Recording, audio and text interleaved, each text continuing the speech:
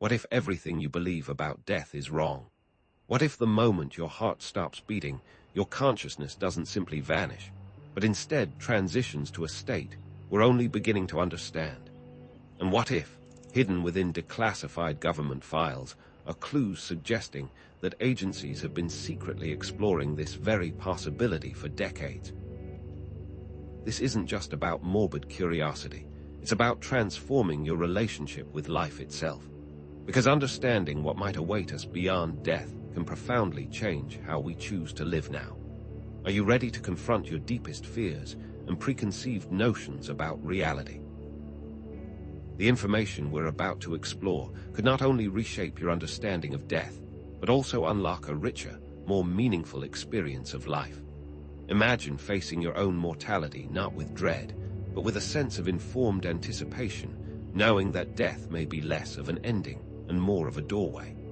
This video provides a framework for that shift.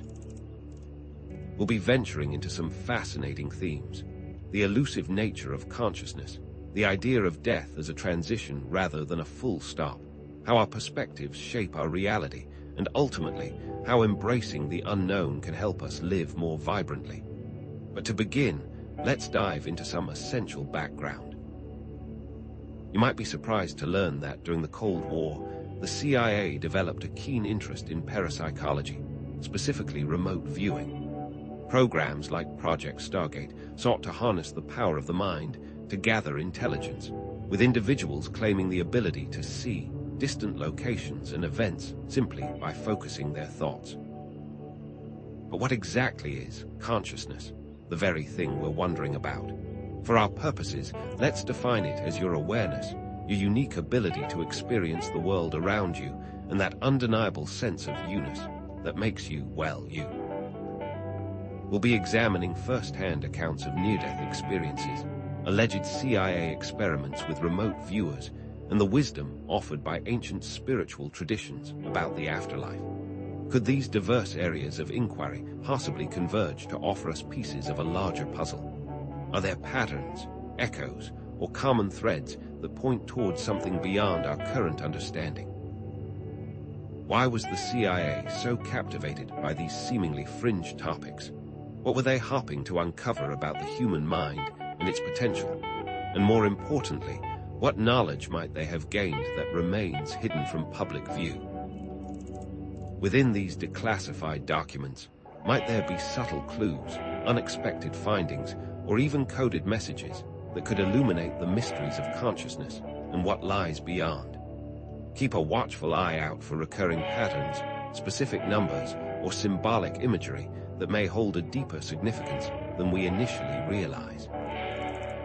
And later in this video, I'll reveal a surprisingly simple yet powerful technique you can use to connect with your own eternal consciousness and diminish the fear of death that holds so many people captive. So, with the CIA's interest in the mind established, let's explore some areas where we find curious hints and echoes about the nature of consciousness, beginning with near-death experiences. What happens when someone teeters on the brink of death? Do they simply fade away, or do they experience something more? Near-death experiences, or NDEs, are profound events reported by individuals who have been close to death, often involving altered states of consciousness and unusual perceptions. Think about it. People from all walks of life, across different cultures and belief systems, consistently report similar features during these experiences. Out-of-body sensations, the sensation of moving through a tunnel, encounters with deceased loved ones, and panoramic life reviews are frequently described. Is it merely the brain playing tricks as it shuts down? Or could these experiences offer a glimpse into something beyond our physical reality? What if NDEs offer fleeting previews of an afterlife or another dimension of existence? Consider the accounts where people describe feelings of overwhelming peace, unconditional love, and a profound connection to a universal consciousness sensations that seem to transcend the limitations of our everyday experience. For example, there's the story of a woman who clinically died during surgery, only to vividly recall floating above her body, watching the medical team work, and then finding herself in a realm of pure light and love, reunited with her deceased grandmother. When she was resuscitated, she was forever changed, no longer afraid of death, and filled with a sense of purpose she hadn't possessed before. These experiences challenge a purely materialistic view, don't they? If consciousness is solely a product of brain activity, how can we explain reports of coherent and vivid experiences when the brain is severely impaired or even non-functional? What about the cases where individuals accurately describe events happening far from their physical bodies during their NDEs? For example, there's the famous case of Pam Reynolds, who during a brain operation where her brain activity was stopped, accurately described the surgical instruments and conversations of the medical team details she couldn't have known through any normal sensory means. Could it be that consciousness can operate independently of the brain, at least under certain circumstances? And perhaps the most compelling aspect of NDEs is their transformative impact. How often do we hear of individuals returning from these experiences with a dramatically altered perspective on life, reduced fear of death, increased compassion, and a renewed sense of purpose become common threads in their stories? They pursue passions they'd previously ignored, forgive those who have wronged them, and strive to live with greater authenticity and intention. What if facing death, even temporarily, allows us to see life with new clarity?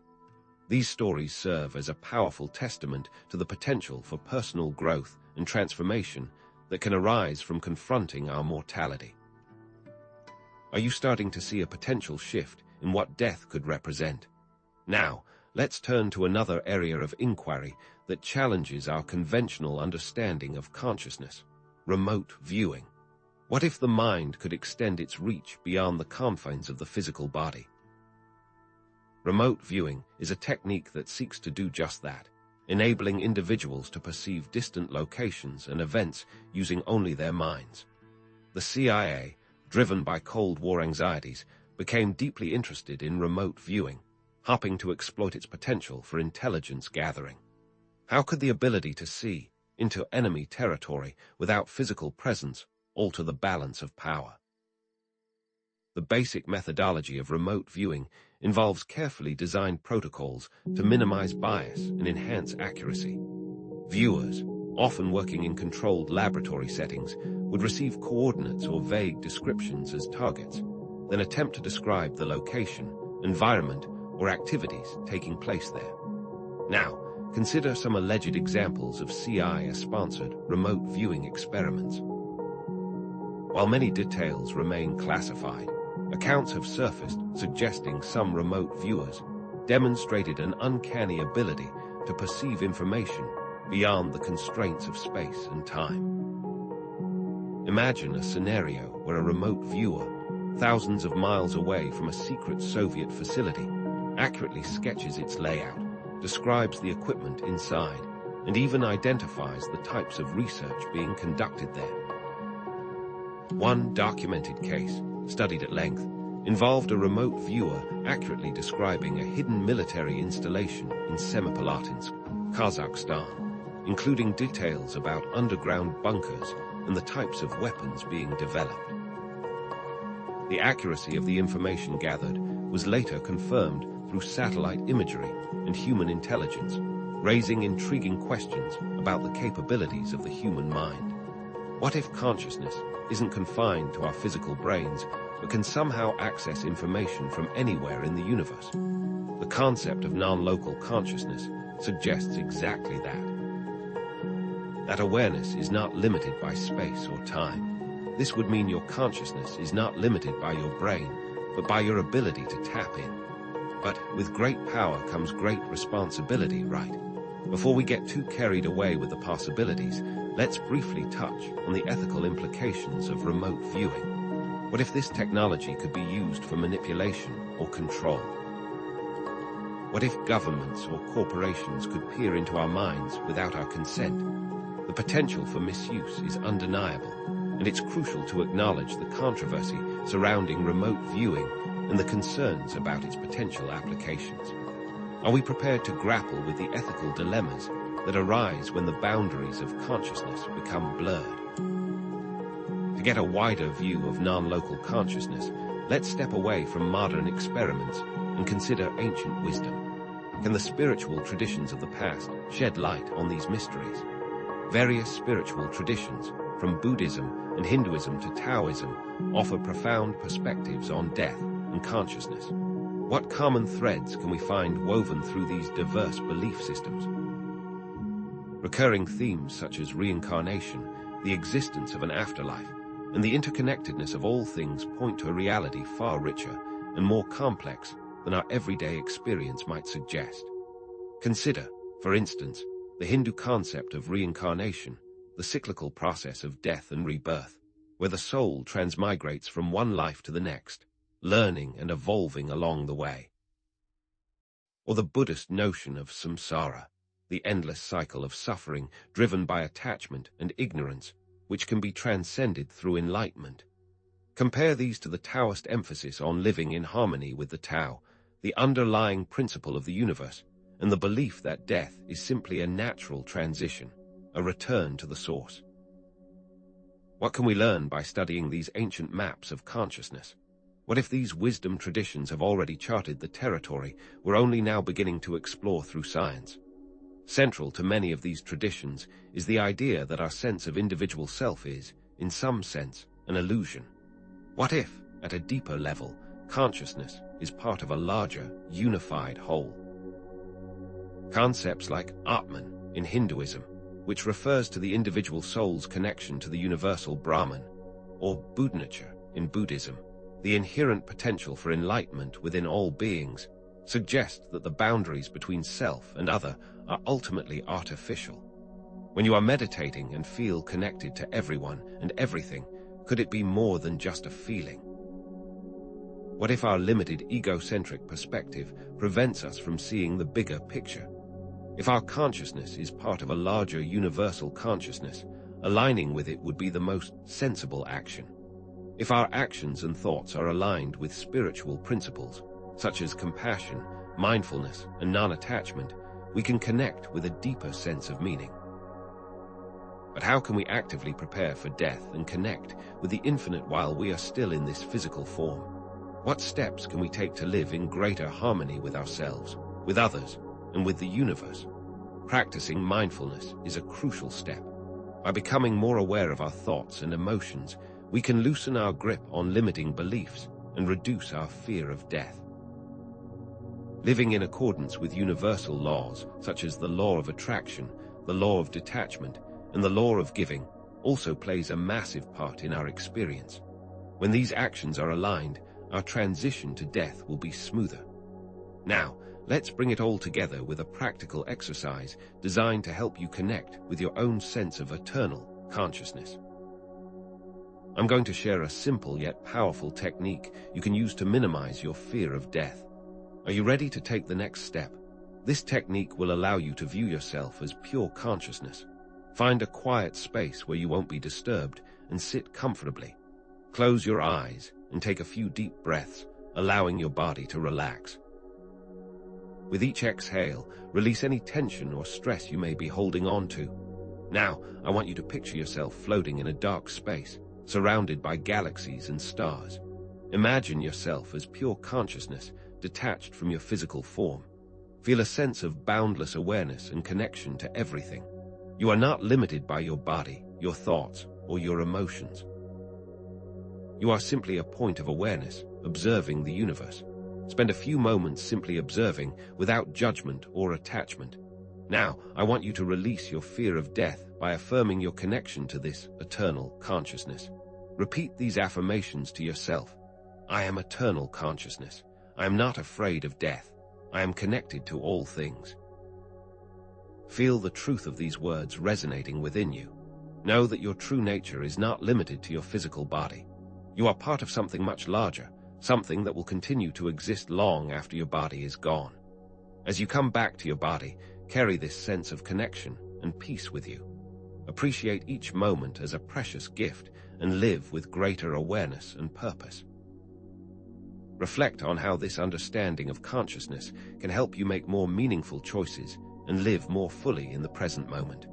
How will you live differently, knowing that you are more than just your physical body? How will you approach challenges, knowing that you are connected to a larger source of strength and wisdom? So, what have we learned on this journey?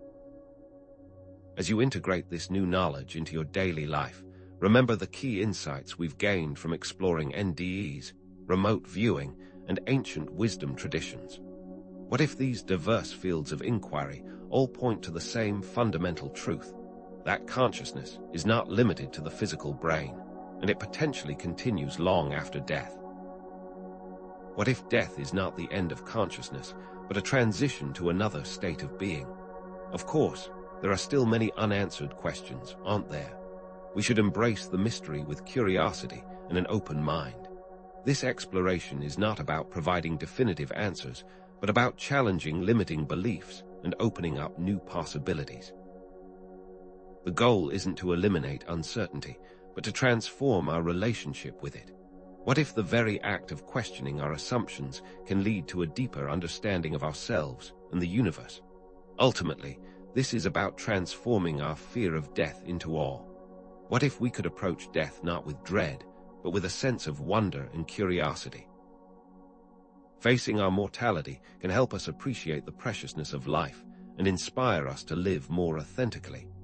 Make sure to continue meditation practices, seek out opportunities to grow, and express gratitude. By integrating these principles into our lives, we can live more mindfully and fearlessly. But what if there was a structured way to explore these altered states of consciousness, a roadmap to navigate the inner landscape? Enter the Gateway Experience, a program detailed in alleged CIA documents, promising to alter consciousness and explore expanded states of awareness. Imagine a systematic approach to unlocking the hidden potential of the mind. The Gateway Experience wasn't just about random exploration. It involved using specific audio frequencies to induce altered states, leading to out-of-body experiences, time travel, and even communication with other dimensions. What if the government was actively exploring the potential of human consciousness as a tool for intelligence gathering and beyond? Central to the Gateway Experience was HemiSync, or hemispheric synchronization, technology. How exactly does this work? This technology employed specific binaural beats and isochronic tones to synchronize brainwaves and create specific mental states. Think of it as a precise tuning fork for the brain, guiding participants into different states of consciousness, from deep relaxation to profound meditation to out-of-body experiences. For example, participants might listen to a specific frequency pattern designed to reduce activity in the left hemisphere, promoting intuition and creativity, while simultaneously stimulating the right hemisphere for enhanced focus and awareness. The goal was to create a whole-brain state, where both hemispheres worked in harmony, unlocking new levels of cognitive and perceptual ability. Was this the key to unlocking superhuman potential? But here's where it gets truly mind-bending. The Gateway Experience challenges our conventional understanding of reality, suggesting that our perception is inherently limited by our normal state of consciousness. What if what we perceive as reality is just one narrow band on a vast spectrum of possibilities? Participants in the Gateway Experience reported perceiving and interacting with realities that were vastly different from our everyday world. Imagine someone describing a landscape that defies the laws of physics, encountering beings made of pure energy, or traversing through dimensions beyond human comprehension. One participant, for instance, described walking through a city made of light, interacting with beings who communicated through thoughts and emotions rather than words. These experiences raise profound questions about the nature of reality itself. Is what we call real merely a construct of our limited perception? Now, consider the implications of the Gateway Experience for our understanding of death and consciousness. What if death is not an ending, but a transition to another state of awareness, accessible through altered states of consciousness? The Gateway Experience suggests that death might be a doorway, a portal to another dimension, or emerging with a universal consciousness. Imagine death not as a void, but as a shift in frequency, a transformation of energy. One could postulate that the experiences reported during NDEs are actually glimpses into these other states of consciousness, accessed through the gateway of death. Could the CIA have stumbled upon a technology that inadvertently provides a glimpse into the afterlife? To add further fuel to the fire, consider the anonymized accounts of individuals who allegedly participated in the gateway experience.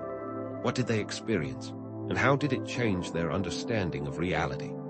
These accounts often detail experiences of out-of-body travel, remote viewing, and communication with other entities. Imagine a participant claiming to have traveled to a distant planet, describing its landscape, inhabitants, and culture in vivid detail, only to later find corroborating evidence through astronomical discoveries. Or consider the account of someone who claims to have communicated with deceased loved ones, receiving messages of comfort and guidance. Many gateway experience participants reported connecting with a universal mind or collective consciousness. What does this even mean? These individuals described feeling a sense of oneness with all things, accessing information beyond their personal knowledge, and experiencing profound insights into the nature of reality. Imagine accessing the Akashic Records, the supposed repository of all knowledge and experience in the universe. One participant described merging with a vast ocean of consciousness, feeling the experiences of every living being, and understanding the interconnectedness of all things. This implies a shared source of awareness, a collective intelligence that transcends individual minds. Could this be the source of intuition, creativity, and spiritual insight? Of course, the gateway experience wasn't without its challenges and risks. What happens when the mind is pushed to its limits? Psychological distress, disorientation, and the difficulty of integrating altered state experiences into everyday life were potential concerns. Imagine someone struggling to reconcile their everyday reality with the mind-bending experiences they had during the gateway experience, leading to confusion, anxiety, or even psychosis. That's why proper training, guidance, and psychological support are crucial for anyone engaging in consciousness exploration techniques. Do the potential rewards outweigh the inherent risks? Unsurprisingly, skepticism surrounds the gateway experience, and the challenges of validating subjective experiences are significant. How can we prove something that exists purely within the realm of consciousness? While anecdotal evidence can be compelling, more research is needed to determine the validity and reliability of the gateway experience. Scientists would need to develop new methods for measuring and quantifying altered states of consciousness, and for verifying the accuracy of remote viewing and other paranormal phenomena. This is where quantum physics comes into play. What if the secrets of consciousness lie not in the brain, but in the quantum realm? Quantum entanglement offers a potential scientific lens through which we can begin to understand consciousness. What is it, and how can we use it to understand the afterlife? Quantum entanglement describes a phenomenon where two particles become linked in such a way that they share the same fate, regardless of the distance between them. Imagine flipping two coins at the same time, and no matter how far apart they are, they always land on opposite sides. Entanglement challenges our classical understanding of space and time, suggesting that there may be hidden connections between seemingly separate entities. Could this be how consciousness remains connected to the universe, even after death? Then there's the observer effect in quantum physics. This is where the act of observing a quantum system changes its behavior, and it suggests that consciousness may play a role in shaping reality. Think about it. The very act of measurement collapses the wave function of a quantum particle, forcing it to choose a specific state. It's as if the universe is waiting for us to observe it before it decides what to be. This implies that consciousness may not be merely a passive observer of reality, but an active participant in its creation. This might imply that your consciousness influences the outcome of quantum events. If that's true, how can we harness this power to shape our own reality? These ideas lead to theories of quantum consciousness, which propose that consciousness is not solely a product of the brain, but arises from quantum processes occurring at the subatomic level. What if our brains are merely antennas, receiving and interpreting quantum information from a larger field of consciousness? Theories like ORC, or orchestrated objective reduction, suggest that consciousness arises from quantum computations occurring within microtubules inside brain neurons. These microtubules, tiny structures within our brain cells, might be the key to unlocking the mysteries of consciousness. If consciousness is rooted in quantum mechanics, does that mean it can exist independently of the physical body? And if this is the case, could quantum physics offer a scientific framework for understanding the survival of consciousness after death? Imagine consciousness as a quantum field that can persist beyond the physical body. Quantum entanglement could provide a mechanism for consciousness to remain connected to the universe even after the death of the physical body. Perhaps our consciousness merges with the quantum vacuum, the underlying energy field that permeates all of existence, suggesting our consciousness returns to a universal ocean of consciousness. Can quantum physics unlock the secrets of life, death, and beyond? Now, let's take this knowledge and use it to enhance our letting go technique. What if we could consciously embrace impermanence and reduce our fear of death? We can expand on the observer technique introduced earlier, emphasizing the importance of observing thoughts and emotions without judgment or attachment. Imagine your thoughts and emotions as clouds passing in the sky, constantly changing and moving. They are temporary and do not define your true nature. By observing them without getting caught up in them, you can create space for greater peace and clarity. How can you detach yourself from the drama of your own mind? Building on this idea, we can actively confront our own mortality by contemplating the impermanence of all things, including our own physical bodies. What if we visualized our own death and contemplated the dissolution of our physical form? By recognizing that everything is temporary, we can loosen our grip on attachment and reduce our fear of loss. This means recognizing that our consciousness will continue to exist in some form, even after our bodies are gone. Can you face your own mortality with equanimity? To deepen this practice, try the empty room visualization technique. Imagine yourself in an empty room, gradually letting go of all your possessions, relationships, and identities, until only your pure consciousness remains. Picture yourself releasing your grip on your material possessions, your social roles, and your personal beliefs. Feel a sense of liberation and freedom as you release these attachments. The goal isn't to reject these things, but to recognize that they are not essential to your being. Imagine all that remains is your pure consciousness and awareness. How does it feel to let go of everything?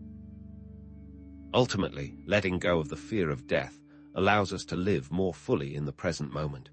What if embracing impermanence could free us to appreciate each experience as a precious gift? By recognizing that life is fleeting, we can make more meaningful choices, cultivate gratitude, and live with greater compassion and authenticity. Consider how this understanding of impermanence can help you live with greater purpose and intention. Knowing that everything is temporary, how will you choose to spend your time? How will you treat yourself and others? How will you make a difference in the world? But here's the rub. The Gateway Experience, NDEs, and other explorations of consciousness clash directly with the dominant materialist view held by many in the scientific community. How can we reconcile these seemingly contradictory perspectives? The materialist view asserts that consciousness is solely a product of brain activity, an emergent property of complex neural networks. In this view, when the brain dies, consciousness ceases to exist. But what about the growing body of evidence from NDEs, where individuals report vivid, detailed experiences while clinically dead, often including out-of-body experiences with verifiable details? For instance, consider the documented cases of NDE experiencers accurately describing events happening in other rooms or even in distant locations, while their bodies were unconscious. Or shared NDEs, where entirely separate parties experience the same, verifiable visions. How can a purely materialist model account for these phenomena? If consciousness is simply a byproduct of brain activity, how can it function, perceive, and even interact with the world when the brain is shut down? It seems the existence of such experiences shifts the burden of proof. Shouldn't materialists be challenged to explain these phenomena within their existing framework rather than dismissing them as hallucinations or anomalies? What if dismissing such evidence as fringe prevents us from unlocking a deeper understanding of consciousness itself? This raises a crucial point. Current scientific models may have inherent limitations in explaining the full range of human experience. What if our current understanding of physics, neuroscience, and biology is incomplete, unable to fully capture the complexities of consciousness, intuition, and paranormal phenomena? Our current models are primarily focused on the physical world and may need to be expanded to incorporate consciousness as a fundamental aspect of the universe, rather than just an accidental byproduct. Perhaps we need to consider that our scientific instruments are not yet sophisticated enough to detect or measure consciousness directly, or that the very act of observation influences the phenomenon we are trying to study, as suggested by quantum physics. Consider how our understanding of the universe has evolved throughout history, from a flat Earth at the center of the cosmos to a vast, expanding universe governed by quantum mechanics. Each paradigm shift required a willingness to challenge existing assumptions and embrace new perspectives. Shouldn't we apply the same open-minded inquiry to the study of consciousness? By fostering open-minded inquiry and interdisciplinary collaboration between scientists, spiritual teachers, and experiencers, can we create a more complete and accurate picture of the nature of consciousness, its relationship to the universe, and whether or not consciousness survives the body's death? What if the answers lie in bridging the gap between science and spirituality? Now, let's delve even deeper into the mysteries of reality by exploring a concept from physics that challenges our linear perception of time: eternalism. How does this radically different view of time impact our understanding of consciousness and death? Eternalism, in essence, posits that all moments in time, past, present, and future, exist simultaneously. Think of it like a vast landscape where every event that has ever happened, or ever will happen, is eternally present. Einstein's theory of relativity, with its concept of spacetime, implies that time is relative and there is no absolute now. If there's no absolute now, could it be that all moments are equally real, existing concurrently in some grand cosmic tapestry? Imagine all of your experiences, your childhood memories, your current thoughts, and even your future possibilities all existing at once, like different locations on a map. This isn't just a philosophical abstraction. It has profound implications for how we understand consciousness. If all moments exist simultaneously, does that mean our consciousness is not limited to the present moment, but can potentially access or experience other points in time? What if death is simply a shift in our perspective, a transition to experiencing a different point in this eternal timeline? Adding another layer of complexity, let's consider the implications of quantum superposition for our understanding of time. How does the idea of multiple possibilities existing simultaneously apply to our future? Quantum superposition suggests that a particle can exist in multiple states at once until it is observed, at which point it chooses one state. Now, imagine that this principle applies to time itself. Could it be that the future is not fixed, but exists as a range of possibilities, each with its own probability of occurring? The many worlds interpretation of quantum mechanics takes this idea to an extreme, suggesting that every quantum event causes the universe to split into multiple parallel universes, each representing a different possible outcome. If this is the case, then every decision you make, every choice you take, creates a ripple effect, branching off into countless alternate realities. But if the future is not fixed, What does this mean for free will and destiny? Do we truly have the power to shape our own future, or are our choices predetermined by some cosmic script? Perhaps our choices and intentions influence the probabilities of different outcomes, allowing us to co-create our reality within this vast landscape of possibilities. If we can influence the probabilities of our future, how can we leverage this to live the best life we can? Regardless of whether the future is predetermined or not, the key takeaway is the importance of living fully in the present moment. Why should we focus on now, rather than getting caught up in anxieties about an uncertain future? The present moment is the only point where we can truly experience and exert our influence. The past is immutable, and the future is uncertain, but the present is where we have the power to make choices, take action, and shape our reality. By focusing on the present moment and aligning our actions with our values, we can create a more meaningful and fulfilling life, regardless of what the future holds. Imagine yourself planting a seed. You can't control the weather or the soil conditions, but you can nurture the seed, provide it with water and sunlight, and give it the best chance to grow. In the same way, we can focus on cultivating positive thoughts, emotions, and actions in the present moment, creating the conditions for a brighter future. If the present moment is the only place where we can truly live, are we making the most of it? To further understand consciousness, let's consider the analogy of wave-particle duality from quantum physics. What if consciousness can manifest as both a localized entity and a non-local field? In quantum physics, wave-particle duality describes how a quantum entity, like an electron or photon, can exhibit properties of both a particle, a localized object, and a wave, a non-local disturbance. Similarly, consciousness can be both a specific individual with unique thoughts and feelings, like a particle, and a part of a larger, interconnected field of awareness, like a wave. Your individual consciousness, with all its unique experiences and perspectives, is like a single ripple in a vast ocean of awareness. But what connects the particle, the individual, to the wave, the field? Just as a wave extends beyond a single point, consciousness can also extend beyond the individual mind, connecting us to something larger than ourselves. This connection to the larger, unified consciousness has implications for remote viewing, NDEs, and even the potential survival of consciousness after death. Does considering the wave-particle duality of consciousness make the survival of consciousness after death more believable? If consciousness can be considered a wave function, then the observer, you and I, play a key role in shaping reality.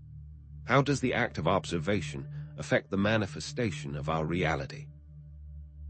The observer effect, in quantum physics, suggests that the act of observing a quantum system changes its behavior. Similarly, our conscious awareness plays a role in collapsing the wave function of consciousness, creating a specific experience or reality. By focusing our attention and intention, we influence the manifestation of our reality, just as the act of observation collapses the wave function of a quantum particle. If you focus your attention on fear and scarcity, you are more likely to experience those things in your life. But if you focus your attention on love, gratitude, and abundance, you are more likely to experience those things instead. This isn't just wishful thinking, it's a fundamental principle of quantum mechanics. This act of observation collapses the wave function of consciousness, creating a specific experience or reality. If we can collapse the wave function of our own lives, can we deliberately alter the path we are on? This suggests that by expanding our awareness and connecting with the non-local aspect of consciousness, we can access new possibilities and create a more expansive and fulfilling reality. Imagine your consciousness as a radio receiver. By tuning into different frequencies, you can access different channels of information. Similarly, by expanding your awareness, you can tap into the wave aspect of consciousness and gain insights, intuition, and guidance from the universal field of awareness. You can access information beyond the limitations of your individual mind, tapping into the collective wisdom of humanity, the insights of the universe, and even glimpses of other realities. To use this ability to its fullest, it is important to cultivate positive and empowering beliefs and intentions to create a reality that aligns with your values and aspirations. Because just as a radio transmitter sends out a signal, your thoughts, feelings, and beliefs act as a quantum instruction that influences the manifestation of your experiences. If our thoughts are quantum instructions, what kind of reality are we instructing the universe to create? Let's integrate these ideas by exploring an advanced mindfulness practice, the acceptance technique. How can we use acceptance to transcend our fears and live more fully? We've already covered the importance of observing thoughts and emotions without judgment. Radical acceptance goes a step further, involving fully accepting the present moment without resistance or judgment. This doesn't mean liking or condoning everything that happens, but acknowledging reality as it is, without trying to change or control it. If you're experiencing pain, loss, or disappointment, instead of resisting it, you fully accept it, allowing yourself to feel the emotions without getting caught up in them. This is the key to unlocking greater peace and freedom. Consider how much energy we waste resisting reality, wishing things were different. What if we could redirect that energy towards acceptance and compassion? To deepen this practice, let's introduce the concept of the pain body, popularized by Eckhart Tolle. What is it, and how can we release it? Tolle describes the pain body as a reservoir of accumulated negative emotions and traumas from our past. It's a kind of energetic entity that feeds on negative emotions, perpetuating a cycle of suffering. To release the pain body, one can consciously visualize it as a dark cloud or energy field surrounding their body and choose to release it with love and forgiveness. Imagine sending compassion to your past selves, acknowledging their suffering and offering them comfort. This isn't about denying or suppressing your emotions, but about transforming them. Visualize the dark cloud dissolving into light, freeing yourself from the grip of past traumas. Can we heal our past by embracing it with compassion? This practice extends to accepting the impermanence of all things. How can we find peace in the face of constant change? By recognizing that everything is constantly changing and that suffering arises from resisting this natural flow, we can find peace. Contemplate the impermanence of your own bodies, relationships, and possessions, recognizing that letting go of these attachments can lead to greater freedom and joy. Imagine watching a sunset, knowing that it will soon fade away. Instead of clinging to it, you simply appreciate its beauty in the moment, allowing it to pass without resistance. In the same way, we can learn to embrace the impermanence of all things, finding joy and gratitude in each fleeting experience. If everything is impermanent, how does that change the way we live our lives? Ultimately, this leads to living with an open heart, embracing vulnerability and compassion, and recognizing that true strength comes from accepting our own imperfections and those of others. Practice loving-kindness meditation, sending wishes of happiness and well-being to yourself, your loved ones, and all beings. Imagine radiating love and compassion outwards, connecting with all of humanity in a web of interconnectedness. This isn't just a feel-good exercise. It's a powerful way to transform your own consciousness and create a more compassionate world. By opening our hearts to others, we are expanding our own awareness and connecting with the universal field of love. If we lived with fully open hearts, how would that transform our relationships and our world? As we integrate these insights, remember the interconnectedness of all things. How does recognizing our connection to everything impact our choices? We are all part of a larger, unified consciousness, and our actions have ripple effects throughout the universe. Even seemingly small acts of kindness and compassion can have a profound impact on the world. A smile, a helping hand, a word of encouragement can create a chain reaction, inspiring others to do the same. Conversely, negative actions and thoughts can also have a detrimental effect, contributing to a cycle of suffering. By recognizing our interconnectedness, we can make more conscious choices, aligning our actions with our values and contributing to the well-being of others?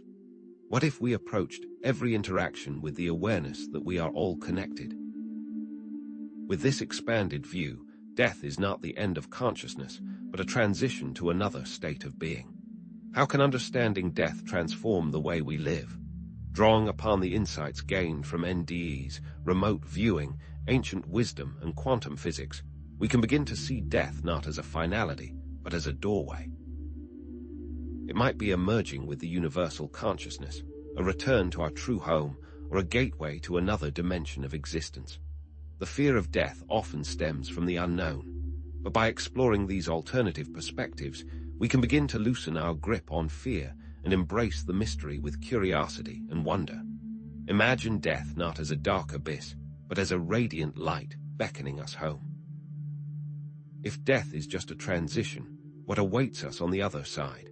Ultimately, this understanding encourages us to live a life of purpose and meaning, aligning our actions with our values and contributing to the well-being of others.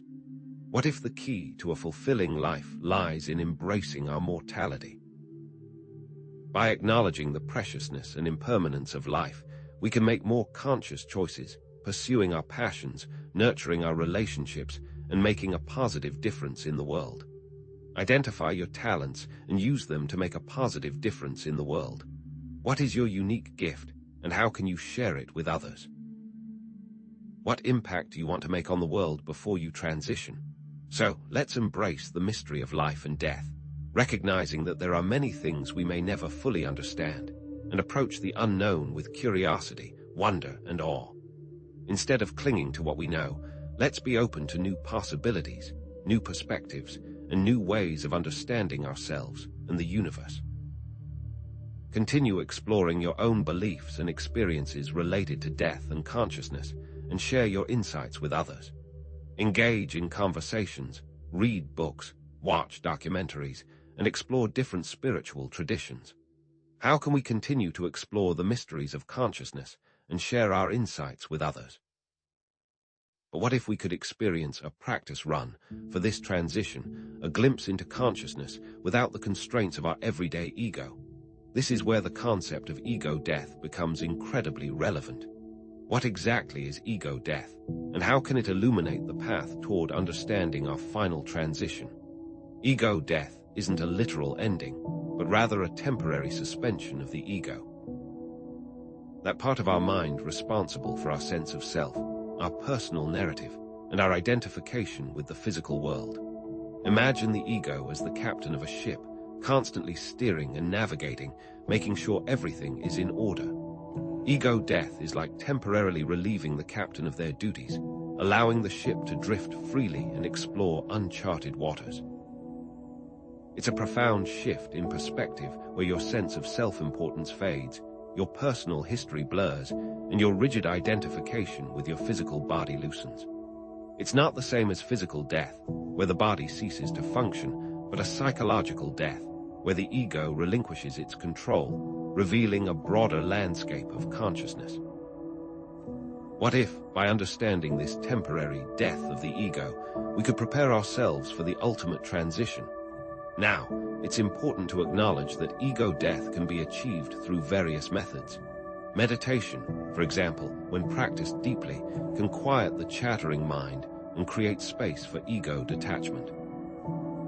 Psychedelic experiences within certain spiritual traditions have been explored for their ability to dissolve ego boundaries and offer spiritual insight.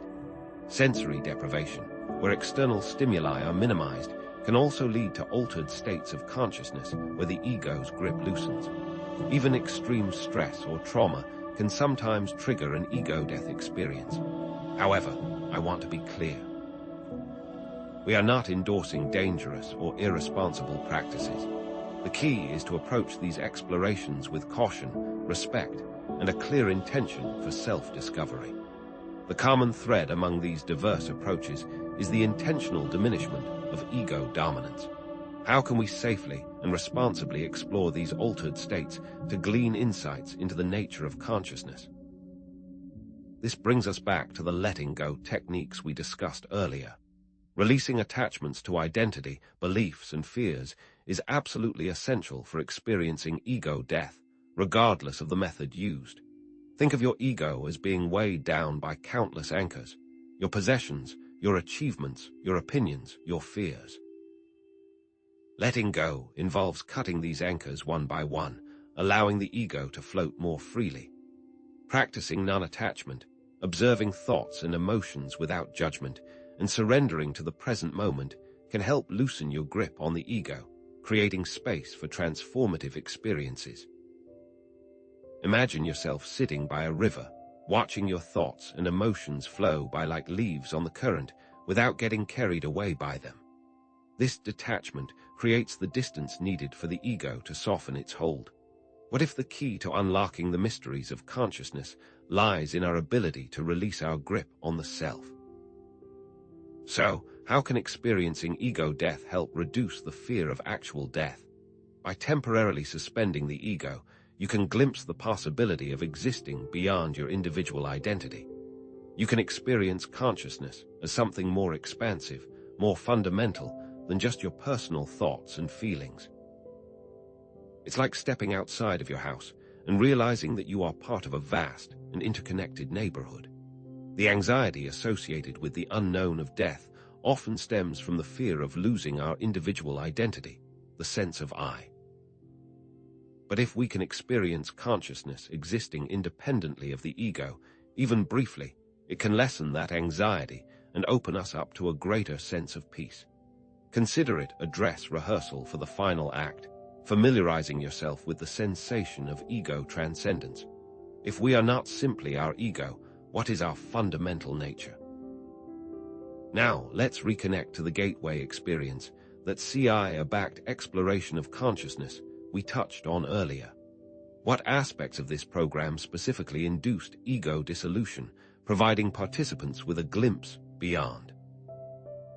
The gateway experience, as we've discussed, utilized a variety of techniques to induce altered states of consciousness, including sensory deprivation, specific audio frequencies, and guided visualizations for out-of-body travel. These methods were designed to create a state of Namand, where participants could transcend their egoic limitations and access expanded states of awareness.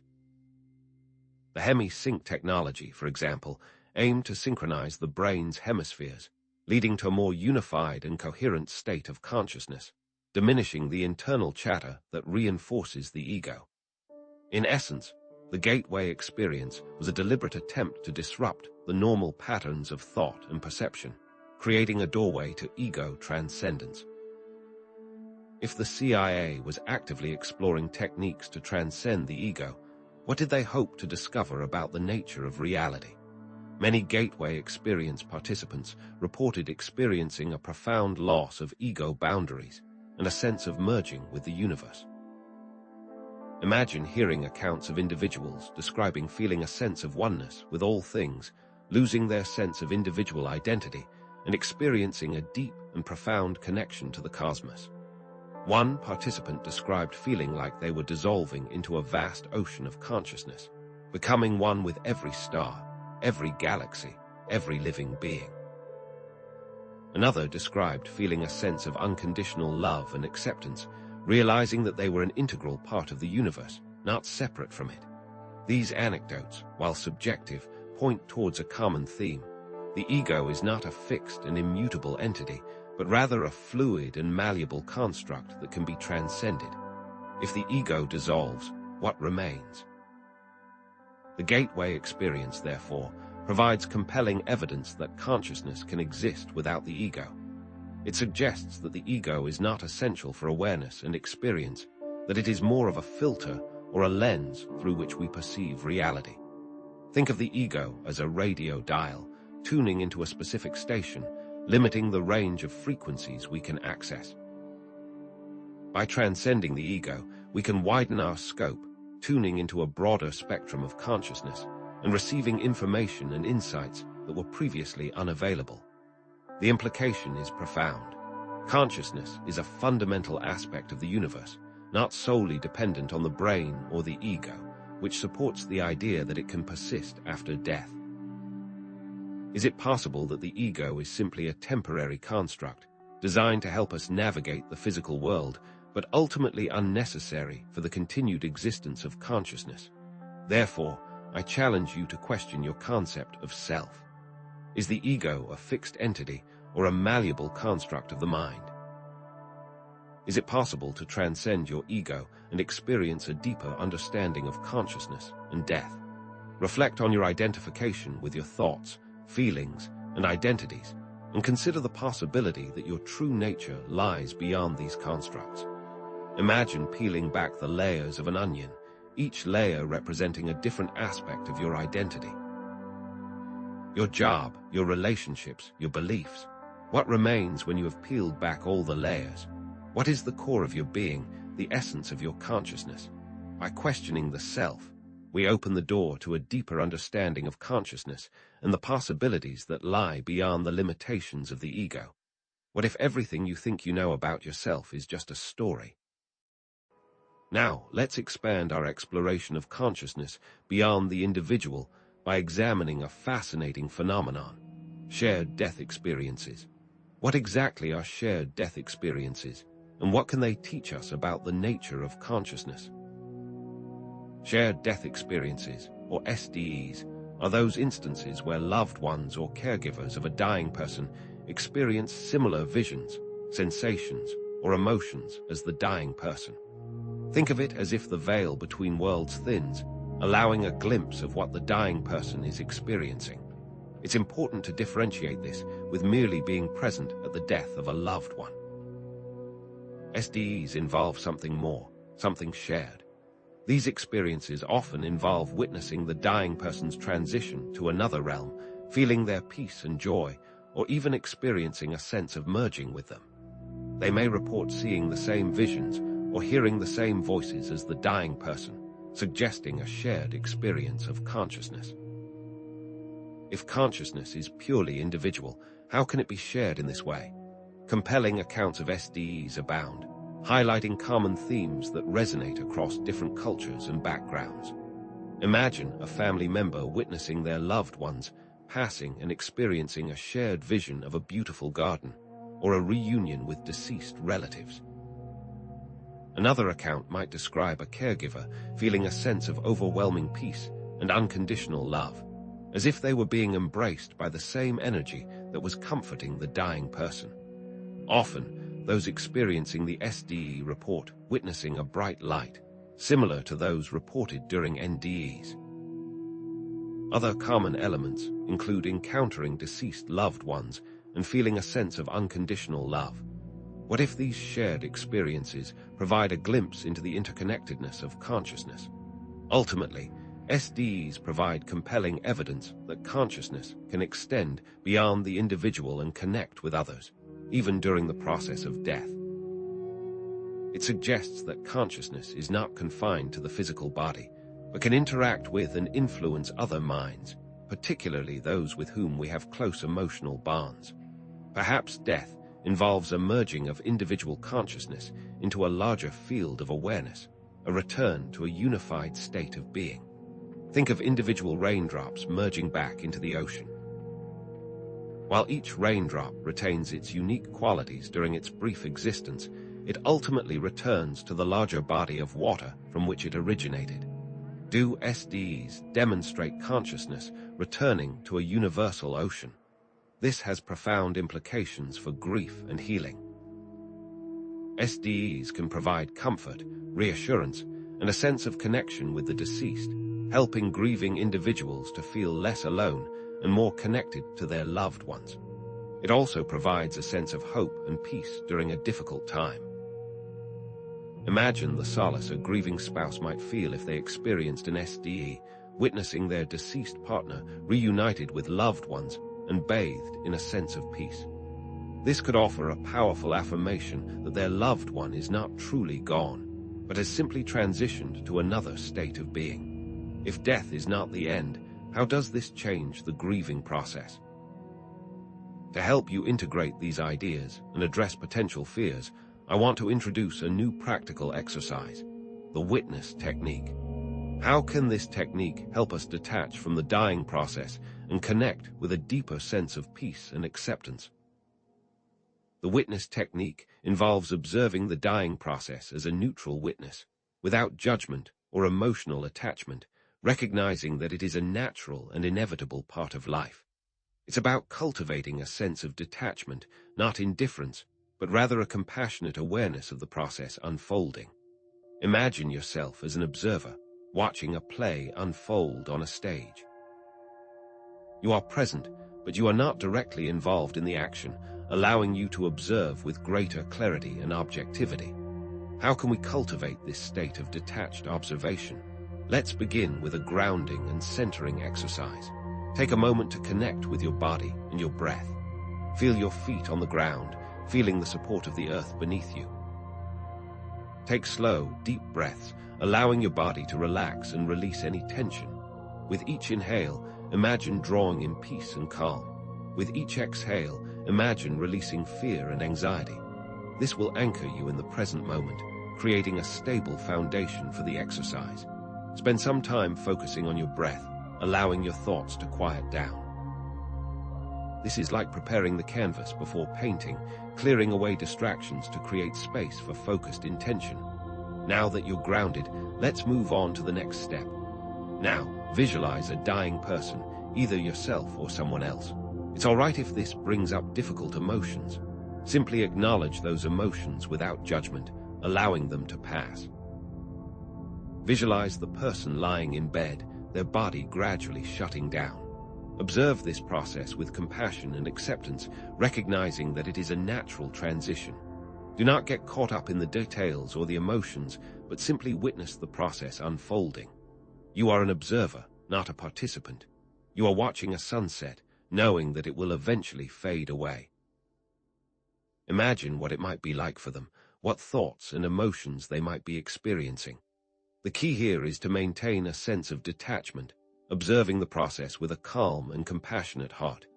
Finally, release your attachment to the outcome and embrace the peace and acceptance that comes from witnessing the dying process with a detached and compassionate heart. Repeat affirmations such as, "I release my fear of death," "I embrace the natural process of dying," and "I find peace in the face of impermanence." Allow these words to resonate within you, filling you with a sense of calm and acceptance. As you repeat these affirmations, visualize a radiant light surrounding the dying person, offering them comfort and peace. What if embracing our fear is the key to transcending it? What if in releasing attachment to the outcome, we find the greatest peace? Where does this compassionate witnessing lead us?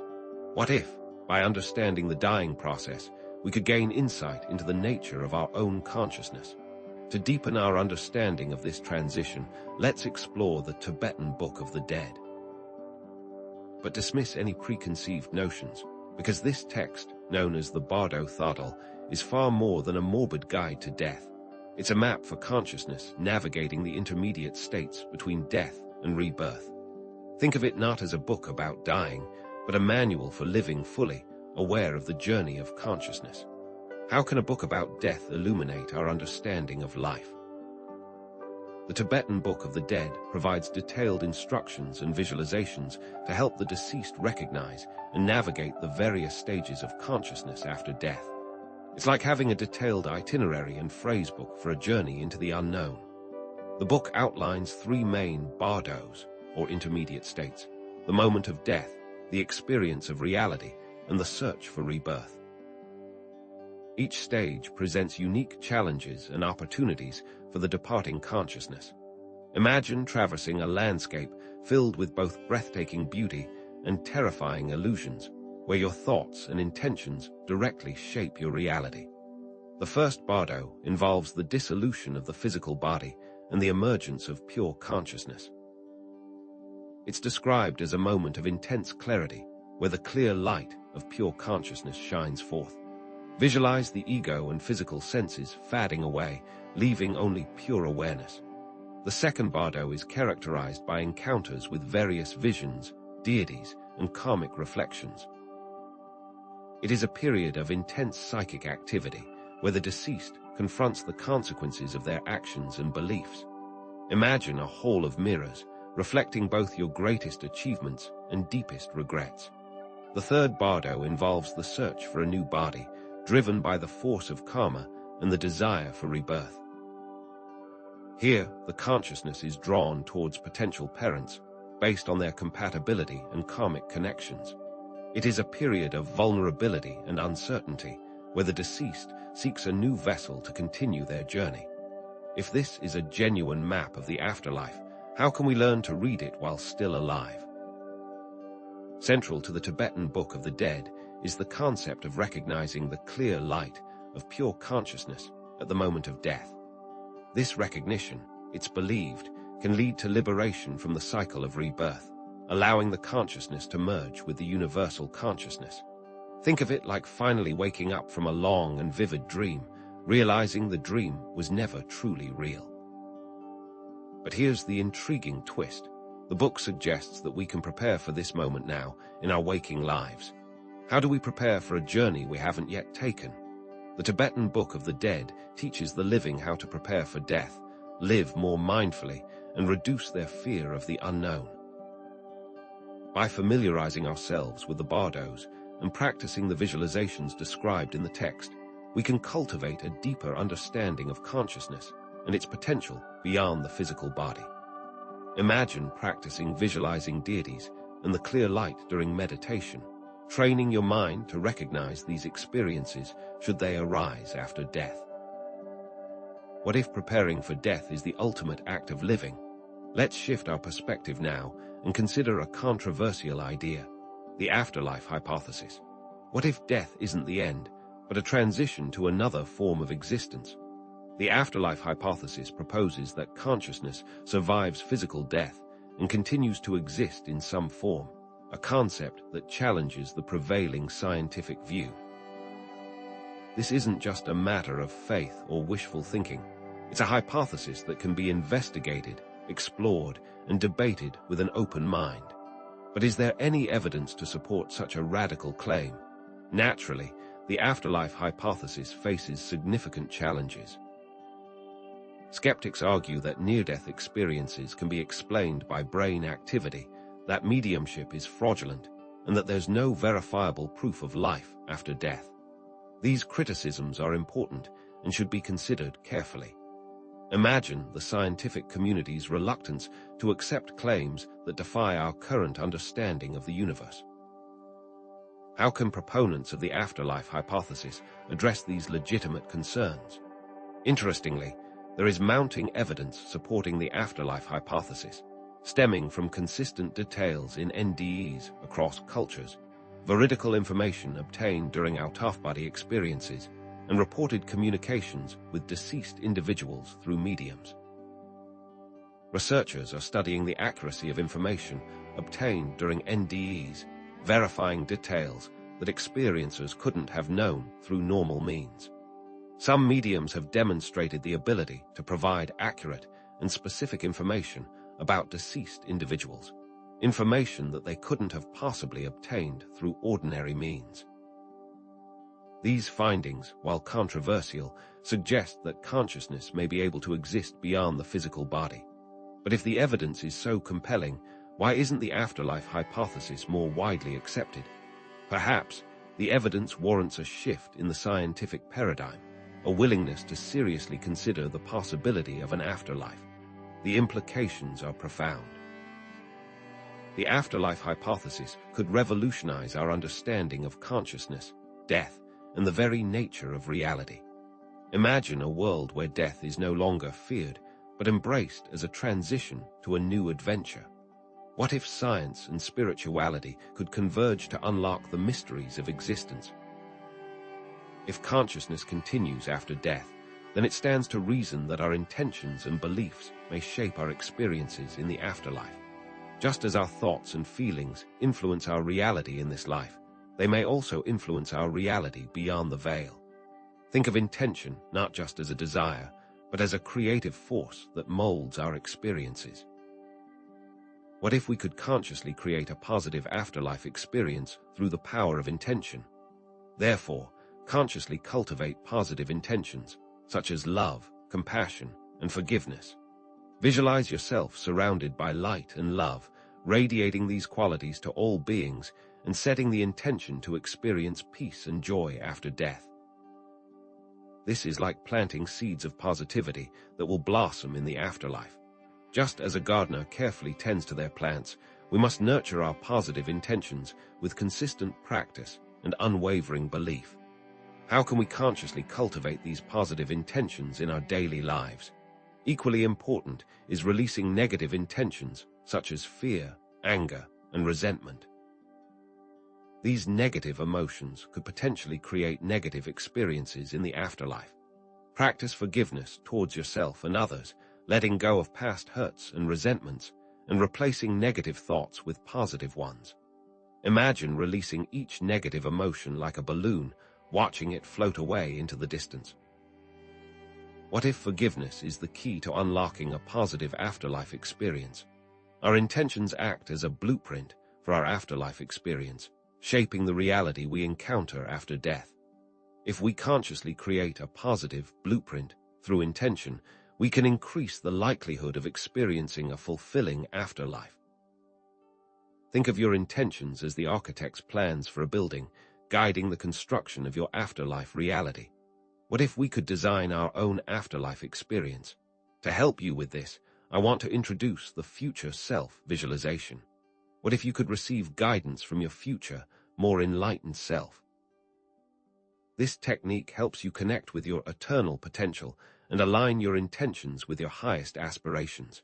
It involves imagining yourself as your future self, a version of yourself who has already achieved your goals, overcome your challenges, and embodies your highest values. Envision your future self radiating wisdom, compassion, and unconditional love. How can we access this inner wisdom and bring it into our present lives? In this visualization, meet your future self, receiving guidance, wisdom, and encouragement. Visualize your future self as a wise and compassionate being, radiating love and confidence, and offering insights and advice on how to live a more fulfilling life. Ask them questions about your purpose, your fears, and your potential. Listen carefully to their responses and trust the wisdom that they share. Imagine receiving a heartfelt embrace from your future self, feeling their unconditional love and support. How can we integrate this wisdom into our daily lives? Integrate the wisdom and insights received from your future self into your present life, making choices and taking actions that align with your highest potential. Identify specific actions you can take each day to move closer to your goals, such as practicing gratitude, pursuing your passions, or connecting with loved ones. Write down the advice you received from your future self and create a plan for implementing it in your life.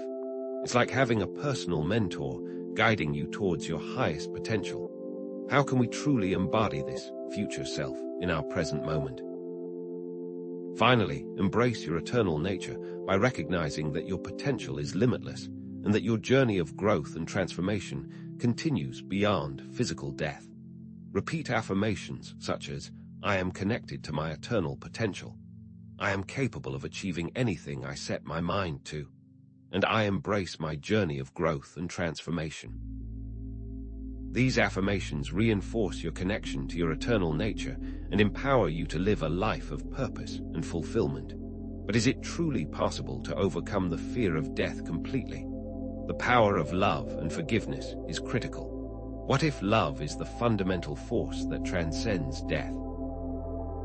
Love is not just an emotion, but a fundamental aspect of the universe, a binding energy that connects all things. By cultivating love in our lives, we can connect with this deeper reality and transcend the fear of death. Express kindness, compassion, and generosity to all beings, recognizing that these actions create a ripple effect that spreads throughout the universe. How can we cultivate more love in our daily lives? Forgiveness, both of ourselves and others, is essential for liberating ourselves from the burdens of the past and opening ourselves up to greater love and compassion. Practice forgiveness towards those who have wronged you, letting go of resentment and bitterness, and replacing these negative emotions with compassion and understanding. Imagine forgiving those who have hurt you, releasing them and yourself from the chains of the past. What if forgiveness is the key to unlocking unconditional love? Consciously transmute your fear of death into love by focusing on the positive aspects of life, such as beauty, joy, and connection. Create a gratitude list, focusing on the things you appreciate in your lives and sending love and compassion to those who are suffering. This shifts your focus from fear to appreciation. And finally, live a life of love, expressing kindness, compassion, and generosity to all beings, recognizing that these actions create a ripple effect that spreads throughout the universe. By embracing love, where do we go next? To help us explore this further, let's refine our open heart meditation. How can we dissolve boundaries and expand our love to all beings? Practice the open heart meditation, focusing on dissolving boundaries and expanding love to all beings, including those who may be difficult to love. Envision light emanating from your heart, filling your body and radiating outwards to encompass all beings, including those who may have caused you pain or suffering. This helps expand our circle of compassion. Breathe into your own suffering and the suffering of others, recognizing that suffering is a universal experience and that compassion is the key to healing. Visualize yourself taking in the suffering of others with each inhale and releasing love and compassion with each exhale. This practice helps develop compassion and connection with others. Also, realize that your individual identity is ultimately an illusion and that you are part of a larger, unified consciousness. What if we are all just different expressions of the same universal consciousness? Practice the open heart meditation to dissolve the ego, the sense of separate self, allowing you to experience a deeper connection with all things. Repeat affirmations such as, I am connected to all beings, I am one with the universe, and I am love. And ultimately, experience a sense of oneness with all beings, recognizing that we are all interconnected and that our actions have ripple effects throughout the universe. By opening our hearts, what fundamental shift can we experience? Therefore, we see that consciousness is fundamental, death is a transition, and love and forgiveness are essential for navigating this journey. We challenge the prevailing materialist view of consciousness, advocating for a broader and more inclusive understanding. And we've armed you with practical techniques to take control and lessen fear. But the journey doesn't end here. We must continue exploring our beliefs and sharing those insights. So what's the true CIA secret? What does it all mean? Is death truly just another gateway? But let's push the boundaries of our exploration even further, venturing into the realm of reincarnation and the Akashic records. What if our consciousness isn't confined to a single lifetime? Reincarnation, while often presented as dogma, is a recurring hypothesis across cultures suggesting consciousness may indeed transfer between lifetimes. Consider the traditions of Hinduism, Buddhism, and certain pagan beliefs, where reincarnation is viewed as a cycle of birth, death, and rebirth. This cycle is driven by karma, our actions and their consequences, and a deep-seated desire for experience. What if each lifetime is a lesson, a chance to evolve and refine our consciousness? Now, let's introduce the concept of the Akashic records, often described as a universal library or a cosmic memory bank. What if there were a non-physical dimension where every thought, feeling, action, and experience of every soul throughout time is stored? Imagine this dimension containing all information about the past, present, and future, accessible to those with the ability to perceive it. This is the essence of the Akashic records. Is this a mere fanciful concept, or could it hold a deeper truth about the nature of consciousness and reality? The existence of the Akashic records remains theoretical, yet it serves as another potential source of information regarding a person's past experiences, should such experiences exist. If all souls go to the Akashic records, wouldn't it stand to reason that information gleaned from them should correlate? If accurate information could be pulled from the Akashic records, what could that mean for our understanding of consciousness? Consider this. If these records are real, could governments like the CIA have sought to access them? Could they have explored methods of tapping into this universal knowledge for intelligence gathering or to understand the very fabric of existence? It's a tantalizing possibility. But how might one even begin to access such a vast and complex repository of information? Let's explore a technique to connect with these records, a guided journey into consciousness. But before we proceed, a word of caution. Accessing the Akashic records, if such a thing is even possible, is a complex process, and results may vary significantly. So let's approach this as an exercise in exploring consciousness rather than a guaranteed method of retrieving concrete information. Think of it as an experiment, a journey into the depths of your own mind. Are you ready to embark on this journey? To prepare for this, find a quiet space where you can be free from distractions. Begin by meditating, focusing on your breath, and allowing your body to relax. Set a clear intention to explore the Akashic records and gain insights into your consciousness. You might even create a sacred space, using soft lighting, calming music, or aromatherapy to enhance your state of receptivity. Imagine yourself creating a sanctuary for your mind. What kind of atmosphere would best help you connect with your inner wisdom? Now, close your eyes and visualize a location or symbol associated with the Akashic records. Perhaps you see a vast library filled with countless books, each representing a life lived. Or maybe you envision a hall of mirrors, reflecting the infinite possibilities of existence. Alternatively, you might perceive a field of light, pulsating with knowledge and energy. Allow yourself to be drawn to the image that resonates most strongly with you. What does your intuition tell you about this place? As you journey through this visualized space, pay attention to any insights or impressions that arise. Don't try to force anything, simply observe. You might receive images, words, or feelings. Trust your intuition and allow the experience to unfold naturally. If you receive an image, what does it represent to you? If you perceive a number, what meaning does it hold? Remember, the language of the Akashic records is often symbolic, so be open to interpreting the messages in a non-literal way. But what if the very idea of past lives is an illusion? Let's challenge our perceptions. What if the concept of past lives is simply an illusion created by our linear perception of time? What if all moments, past, present, and future, exist simultaneously in the Akashic records, accessible from any point in time? Imagine time not as a straight line, but as a vast, interconnected web. The reason we interpret the record as a past life is merely because we are experiencing it in the present moment, but that doesn't make it a definitive past. The ego loves to latch onto specific past lives or personalities, creating a sense of self and reinforcing limiting beliefs and patterns. I was a pharaoh can reinforce patterns of arrogance and control. I was a peasant can reinforce patterns of poverty and powerlessness. The ego uses these identities to define and limit us. What if we are so much more than these labels? Focusing on past lives can also distract us from the present moment, where we have the power to create our reality and transform our lives. It is easy to fall into the trap of the good old days, longing for a past that may not have been as rosy as we remember. The real lesson is not who you were, but what the past life is showing you to improve the present.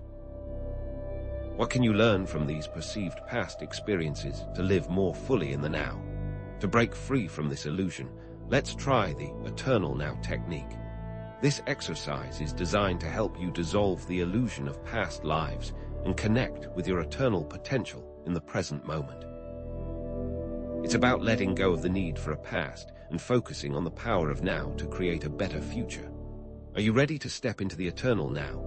Begin by releasing attachments to specific identities, roles, or accomplishments from perceived past lives. Release roles like mother, father, or child, because in truth, you are so much more than your role on earth.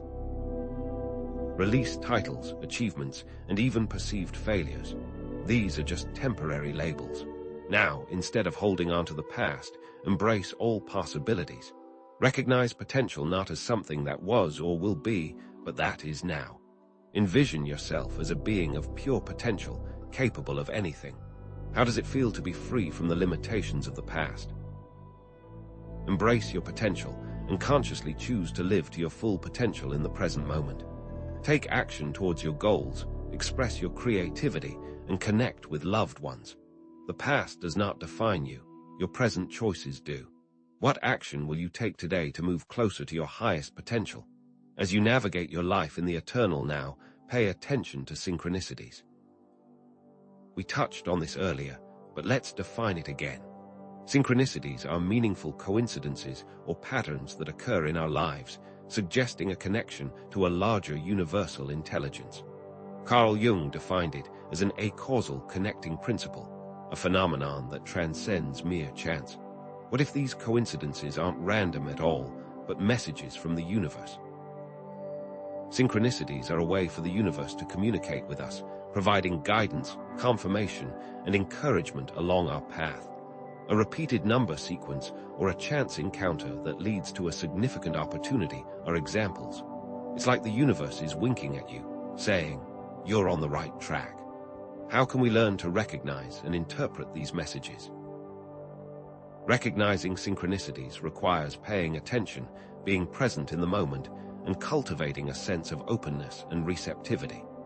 It's about being aware of your gut feelings, those intuitive nudges that guide you towards certain people, places, or opportunities. The more you pay attention, the more synchronicities you'll notice.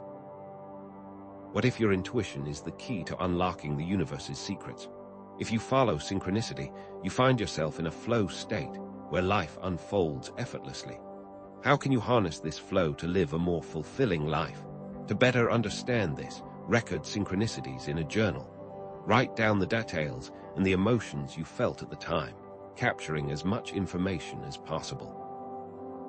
This helps you identify recurring patterns and themes. Then reflect on the meaning of synchronicities, asking yourself what message the universe is trying to convey. Ask yourself, what does this signify to me? And what am I being guided to do? It is an exercise in trusting your gut over the facts, trusting your intuition and inner guidance when interpreting synchronicities, rather than relying solely on logic or reason. Finally, take inspired action based on the insights you gain. What action is your gut telling you to take? Now, let's revisit CIA research and consider the limits of technology. It's easy to be seduced by technology like the Gateway experience, viewing it as a shortcut to expanded consciousness and knowledge. The human desire for a technological shortcut to success is strong, but technology is merely a tool, and inner transformation is essential to truly understand consciousness and death. Even with the Gateway experience, if you do not have a solid foundation of self-awareness and spiritual understanding, nothing can be accomplished. What good is a map if you don't know where you're going? The technological ego is the dangerous thought that with the right tech, you can be like a god, that technology can solve all our problems. But true power lies not in external technologies, but in our ability to cultivate love, compassion, and forgiveness within ourselves. In the end, will tech save you, or your internal work and faith? Which path will truly lead to understanding?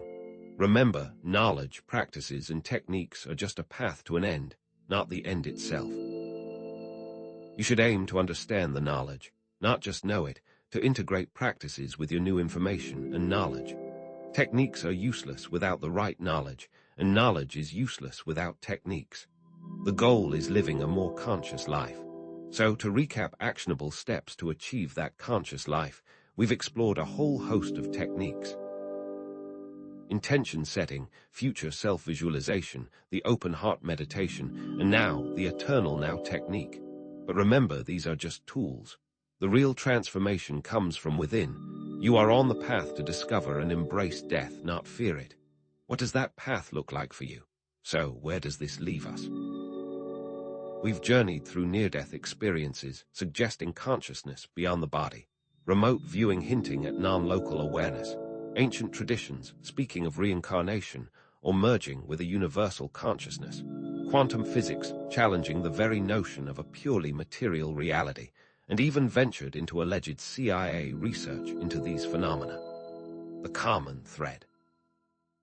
The potential for consciousness to transcend the limitations of our physical bodies. We may not have unlocked all the secrets of the afterlife, but we've significantly expanded our understanding of consciousness itself. What more could you hope for than a greater understanding of consciousness? This exploration wasn't about providing definitive answers, because in truth, are there ever definitive answers to the biggest questions?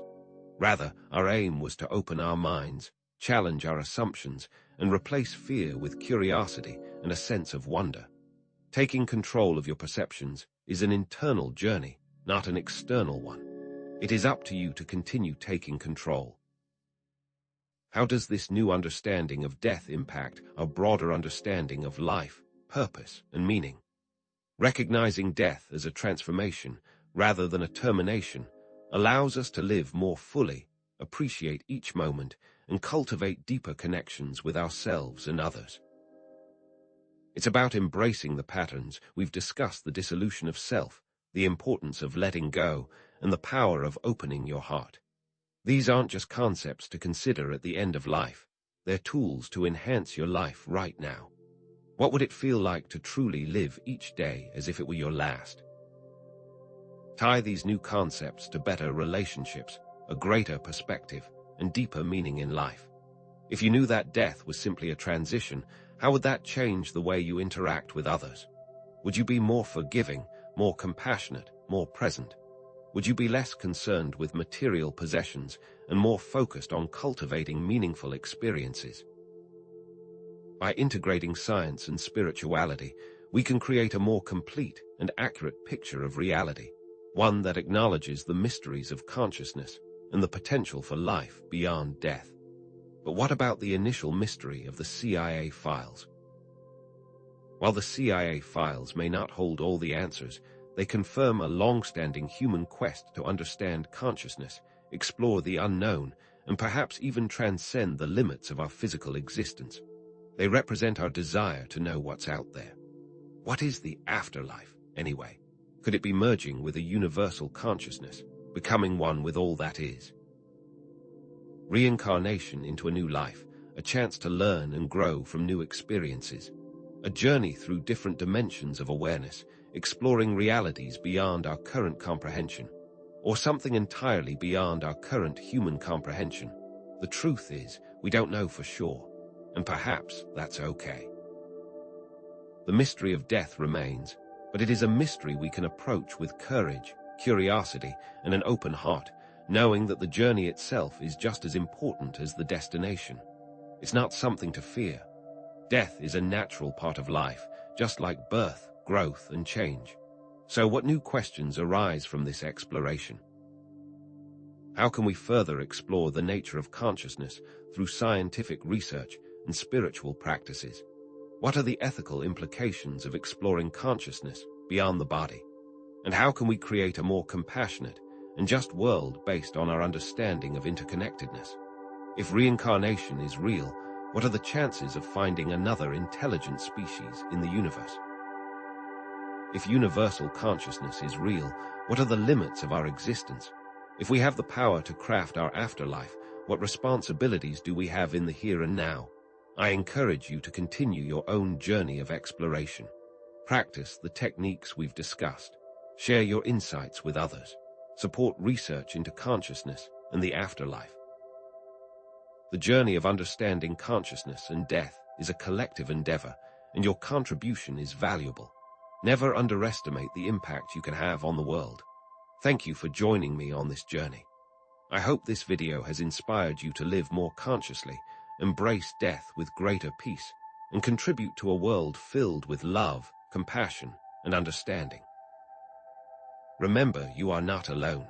We are all connected, and together we can unlock the mysteries of the universe.